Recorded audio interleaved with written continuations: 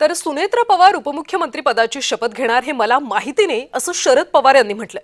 दोन्ही राष्ट्रवादी एकत्र याव्यात ही 4 महिन्यांपासून चर्चा सुरू होती अशी माहिती सुद्धा पवारांनी दिली। आता एकत्रीकरणावरच्या चर्चांवर खंड पडलाय असं देखील ते म्हणाले। सध्याच्या स्थितीचा सामना करणं हे आव्हानात्मक असल्याचं पवार म्हणतात। 12 तारखेला एकत्रीकरणावर निर्णय होणार होता अशी माहिती त्यांनी दिली। अजित पवार यांची जागा कुणी ना कुणी घेणं गरजेचं आहे असं देखील पवार म्हणतात। अजित पवार आणि जयंत पाटलांमध्ये चर्चा सुरू होती असं देखील त्यांनी म्हटलं।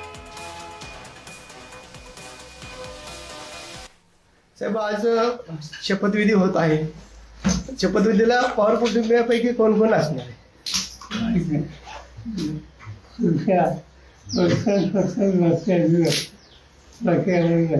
साहेब, आपण उपस्थित राहणार अशी बातम्या येत आहे। आपण जाणार आहात? नाही, तुम्ही सहमत आहात त्या सगळ्या गोष्टींशी?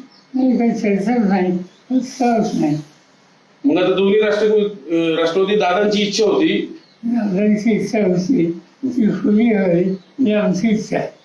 पण आता त्यांची दिसत नाही। हे सगळं झालंय त्याच्यावरून असं दिसत काही सांगत नाही, एकदम सांगते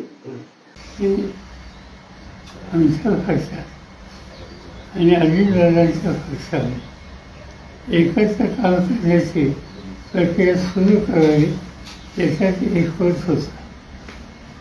ती झाली आणि निर्णय आजचा जाहीर करायचा होता 12 तारखेला आणि ही तारीख आधीची दिलेली होती। तर दुर्दैवाने हा अपघात झाला।